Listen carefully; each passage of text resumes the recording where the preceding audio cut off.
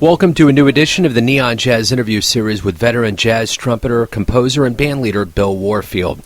We caught up with him on May 29, 2020 during the pandemic to talk about his latest 2020 CD, Smile. Bill has always proven to be a dynamic and innovative composer, bandleader, and trumpeter, delighting audiences, performers, and writers for more than 4 decades. He's got wonderful stories. He's a great soul. Enjoy. Yeah, I appreciate the call. It's good to meet you and Yes. crap, so I'm sitting here in my sequestered environment. Yeah, without a doubt. Yeah, it's great to meet you. I think this is a very opportune time to actually talk about music and have a little radio play. So thanks for taking a little time out today. Oh, sure. Not a problem at all. I mean, I'm actually digging this. Oh, good. I've been hearing that from a lot of musicians. And my wife is a painter, and she's digging it, too. Oh, cool. Very cool. Yeah, it is cool, man. Yeah. Someday I'm going to have to go back to work, and that's really going to suck.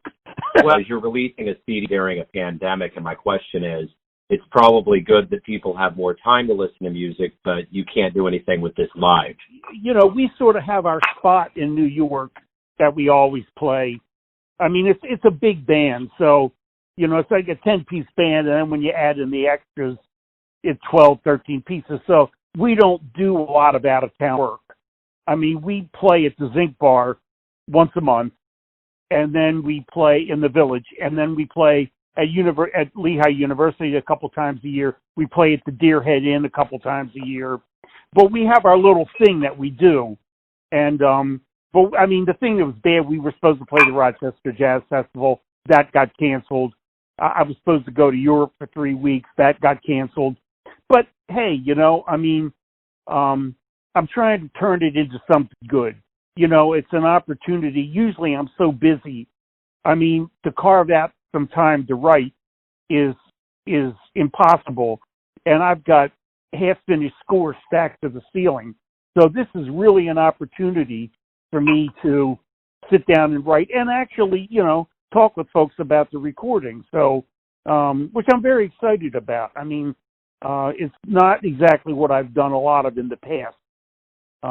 Second release for this thing. But, usually my thing is big band, fairly traditional big band, contemporary big band, an octet. I have an octet. So my thing is arranging. That's really my big thing, it's a chance to get together. So when this all started, probably early to mid-March, when did you start seeing the dominoes fall? When did you know we were entering a new world of no live jazz? Oh, God, I don't know if I saw it coming. I think mid-March, we had a thing at the Union. We were supposed to do a benefit concert at Local 802. And that was on the 26th of March, and they canceled that.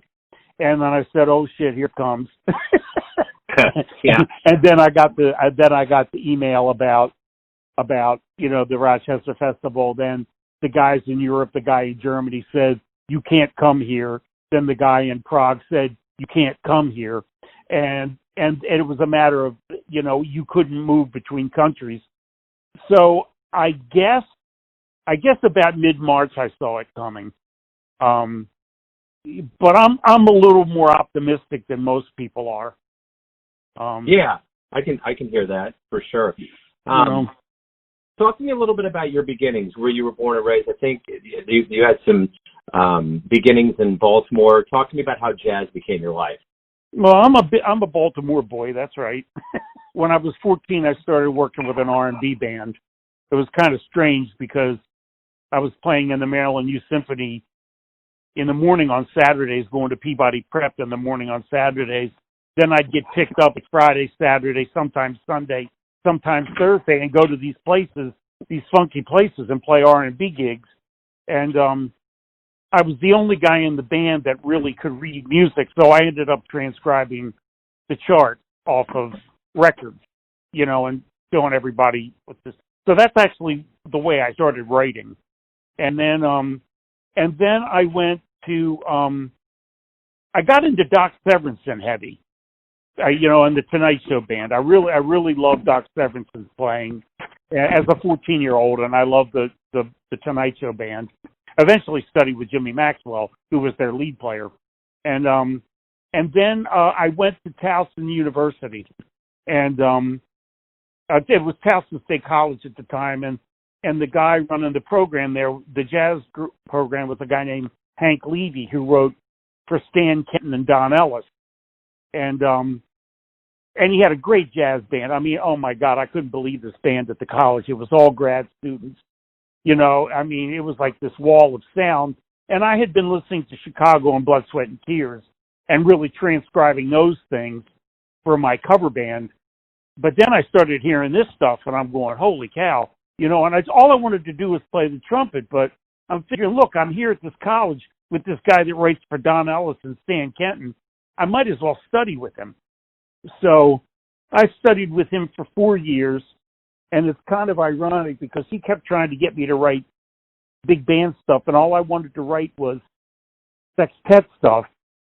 And I'll just be frank, as good as the band was and as much history as that, I was not a Don Ellis fan or a Stan Kenton fan.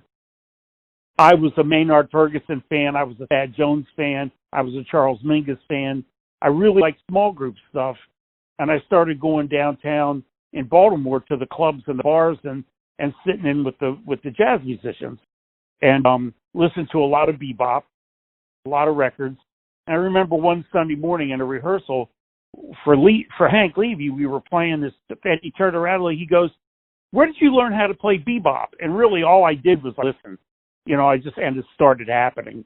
You know, it wasn't like today where you can study all that stuff and come out sounding like somebody.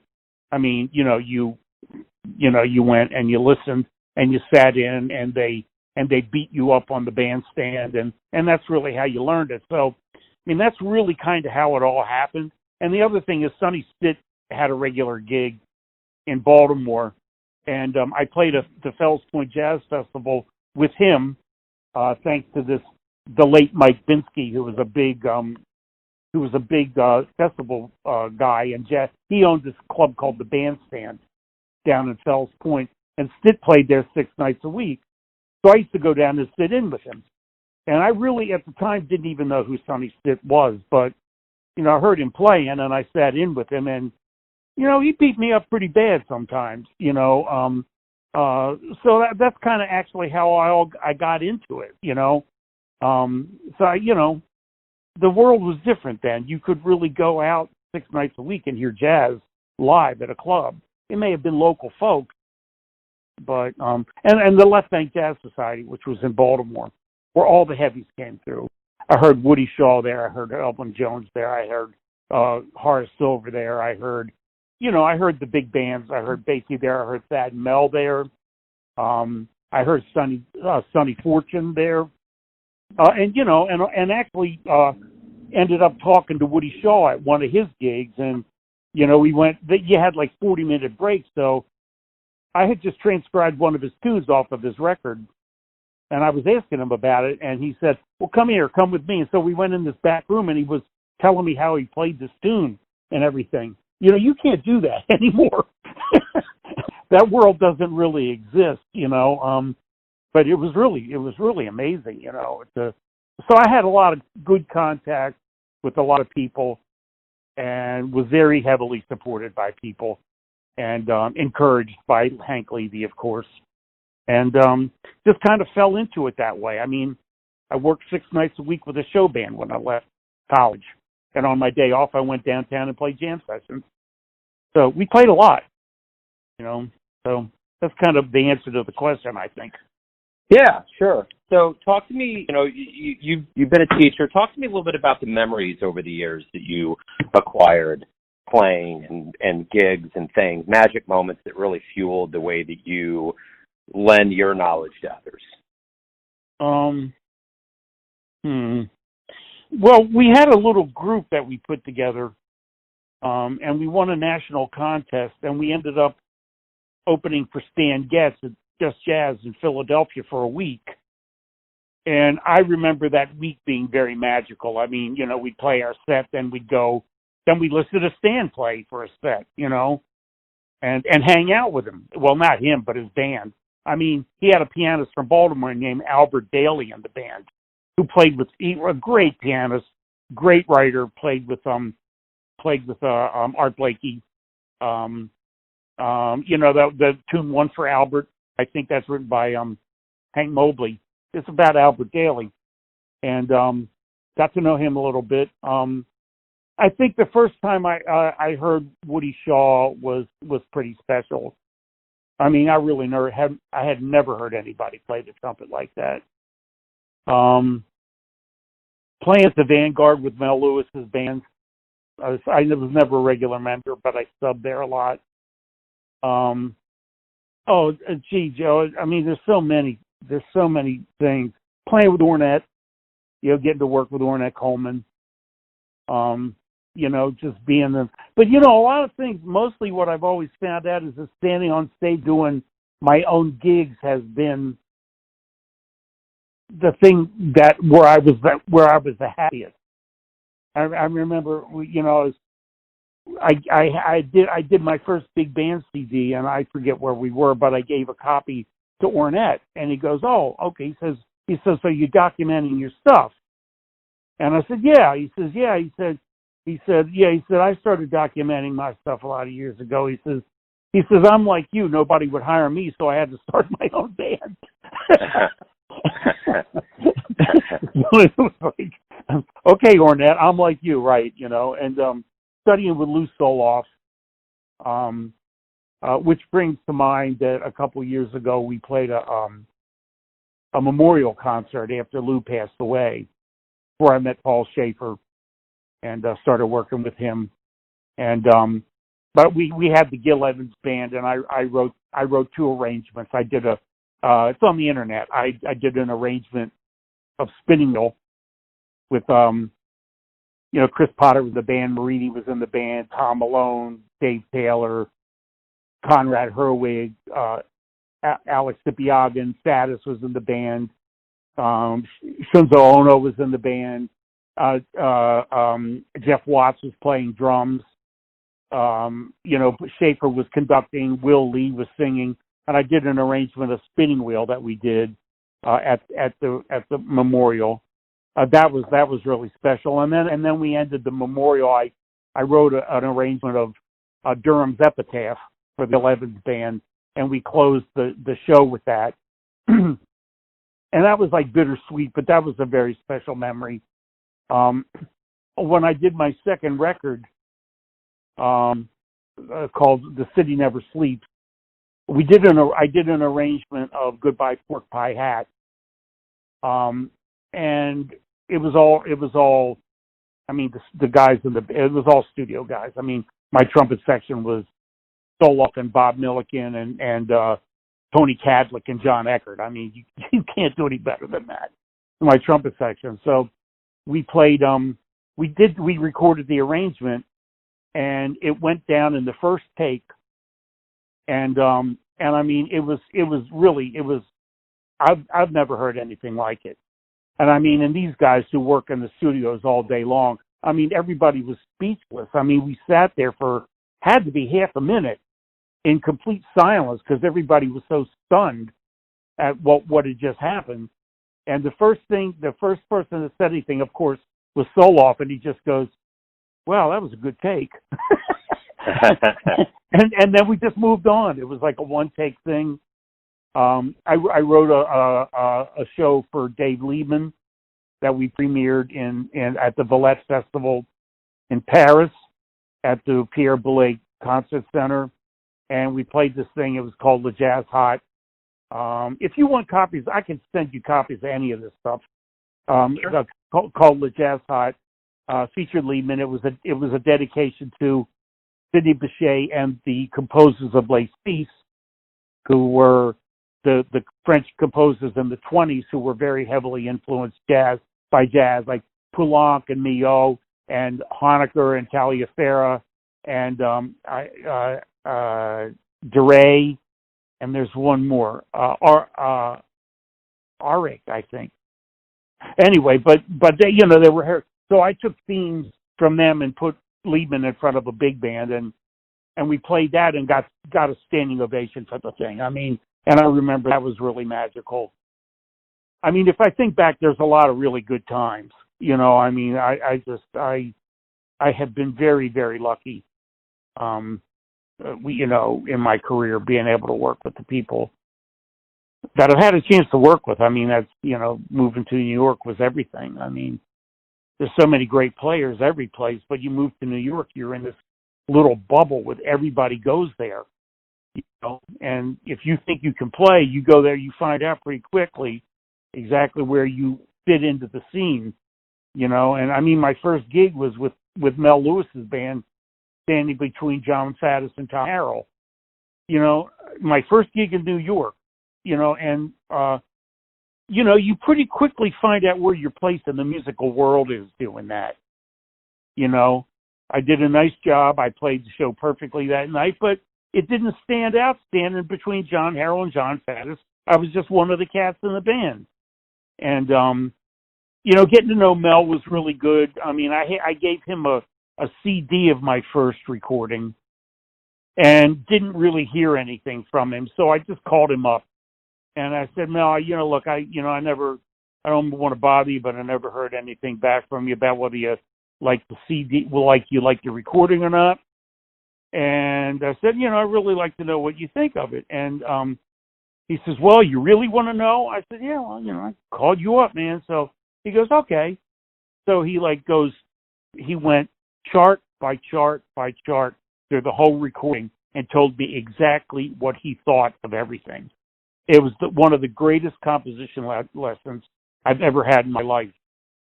Wow. Thad wrote for him, man. And and Brookmeyer, who I studied with, wrote for him.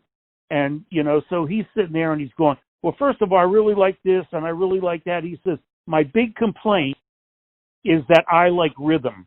He goes, and everybody writes all this stuff now that's smooth. They write these big fat chords, but there's no rhythm. It's just chords with lines on top of it. He said, and that's what I really like. I'm a drummer and I like rhythm. So I said, even though I really like what you're doing and the voicings are hip and the arrangements are clever and all this, he said, I really miss the rhythm. And so I started, that really changed me as a writer.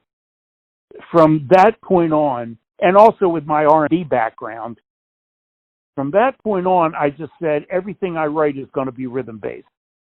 I'm not going to write anything that the rhythm isn't a huge component in the chart.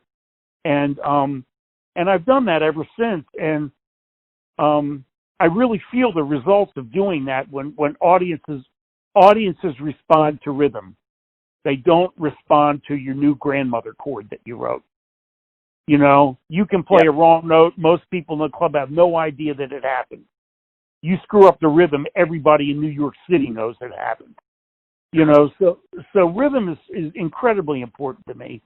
And Mel is the reason that happened, is because and of course Hank Levy his thing was odd time signatures. He wrote for Don Ellis and writing jazz arrangements that made use of European additive rhythm rather than African polyrhythm.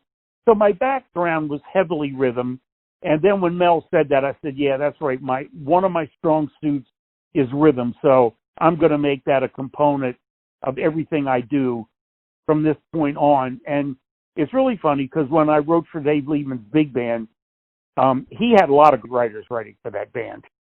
And he pulled me on the side one time. He goes, I don't understand what you're doing that's different than everybody else. And I said, well, I write rhythm. That's what I do. I write for the rhythm section. I make sure they're doing what I want them to do and that they're playing rhythm. I don't just give them chord changes and write swing on top of it. I show them what the kind of bass line I want. I show them the chord voicing I want. And then I give them the freedom to do what they want, but I do set them on that track. So I feel that really that moment was one of the most valuable things anybody ever did for me. And to this, Mel didn't have to do that. I wasn't anybody, He just really took his time to help me out that way. And, I almost cry thinking about it,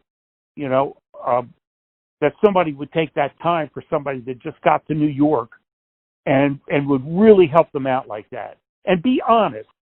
I mean, all these guys, you study with these guys, and they take your money and they go, well, gee, I don't know what I can teach you, man. You sound so great. Well, why am I studying with you? I didn't come here to buy a fan. I came here to have you honestly tell me what is going on with my playing. And two guys Mel, Bob Brookmeyer, brutally honest, and Lou Soloff, brutally honest. I mean, I remember my first lesson with Lou. He asked me about my warm-up, and I was doing this thing I got from Jimmy Maxwell, and he goes, well, why are you doing that? And I said, well, so I can play high notes, so I have a strong upper register. And he just goes, look, he said, you can hit any note you want. He said, you can't play the trumpet. And then I went back to the basics and started doing my Arbin's book, and I started practicing the basics of the horn again. And, stuff like that. That's not really a performance thing, but Jesus, those moments I just go, wow, those guys were really honest with me. What a gift to have somebody just feel so secure in themselves that they can say, look, here's what's going on. And I'm that way with my students. I've actually guess I've gotten a few to cry sometimes in a lesson, but I have a lot of great students out there that are doing really good things, and I know that they're grateful for the honesty. So I guess those are the things that I really remember. I don't know if that's... Yeah, no, that's a great answer.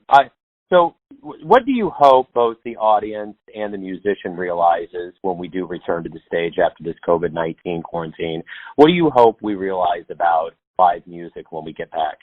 Well, just how valuable it is. There's nothing like sitting in front of a band. And I don't know how long it's going to last, but I think initially when we open back up, the clubs are going to be empty. I think people are going to be afraid to go out still for quite a while. And they'll open up slowly, so there won't be a big rush back to the jazz clubs. But what's going to eventually happen is that I think it will spark a renaissance of live music, at least for a while, at least for a little while. And the other thing is, like guys like me, fairly established. I write a lot of music. I write a lot of music without thinking about it. I go on a lot of bandstands and I do what I do, and I'm on autopilot. And having this time to sit here with my score paper and practicing my trumpet and missing my playing has really made me reevaluate, who I am as an artist. And actually with this record, I've talked to a few folks and they've asked me this question a lot. And so I think a couple good things that are going to happen, audiences will reevaluate the value of the live experience. The clubs that survive will do well eventually. The key is to survive. I think this gives the artists a chance to sit back and reflect without the run. Honestly, I'm so grateful for this time. I never slept. I think maybe the first month of this, I slept. And I'm like laying there going, damn, I missed this. Because it was just constantly running, constantly traveling, constantly teaching, constantly playing, and no time for sleep, and no time for eating correctly. Just so much, I guess you can look at this a couple ways. This can either be the worst thing that happened to you, or it can be the best thing that ever happened to you, but it's not going to be a mediocre occurrence. It's going to have some giant effect on everybody, audience, club owner. I was supposed to play at Todd Perkins' club in June. And, so I talked to Todd on the phone, not a lot, but once in a while. It's given us both the chance, not just me down there at Keystone Corner. I went down and I played one night with Eddie Palmieri, and And I played well, and he's like, we're start talking to each other. He goes, I'd like to have you down here because I'm a Baltimore native. So we started talking about that stuff, but the conversations have changed from me being a guy trying to get a gig at his club to me being a musician and him being a jazz entrepreneur. And I'm getting a lot of information from him. He's getting a lot of information from me. We're having a lot of time to evaluate what we're really doing here.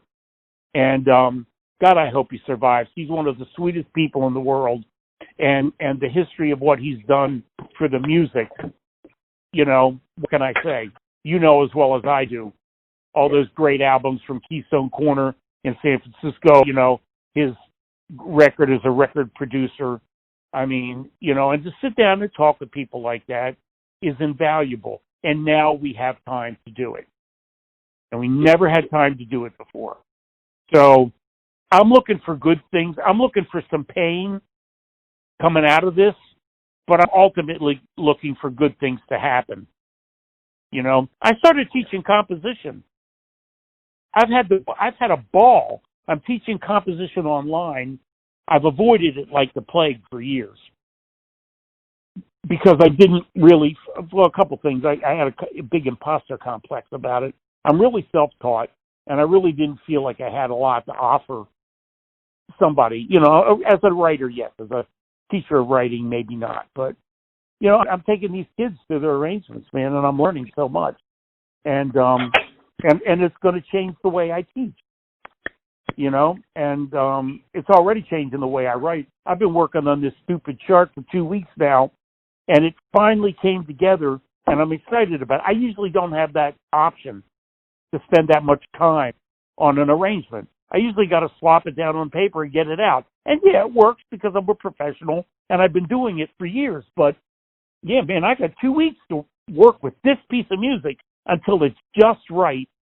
So moving forward, I don't really want to write a piece of music that's anything less than that now. You know, that's what I want. I don't want to play a solo that's less than the best I can do, and I got to practice to do that. So it's been a real renaissance for me. And I feel that from other people too.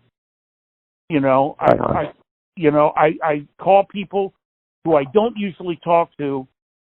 I mean, Randy and I are friends, but I call Randy Brecker and said, I'm trying to do a home studio now here. So I called him up and I said, what are you doing with your home studio?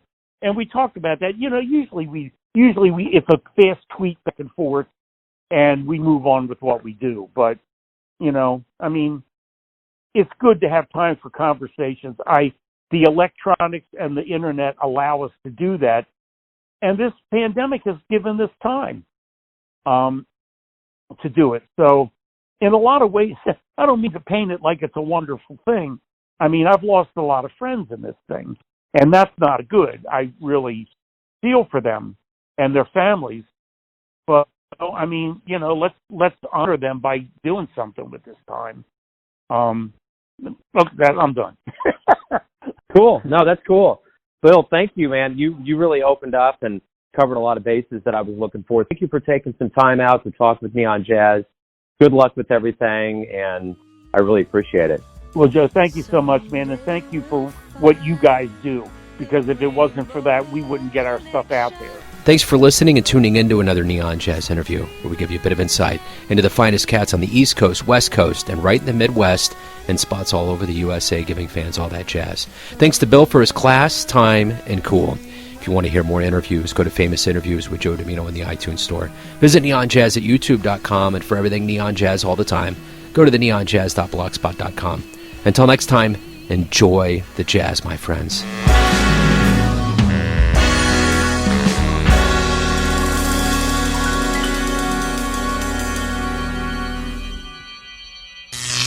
Neon Jazz.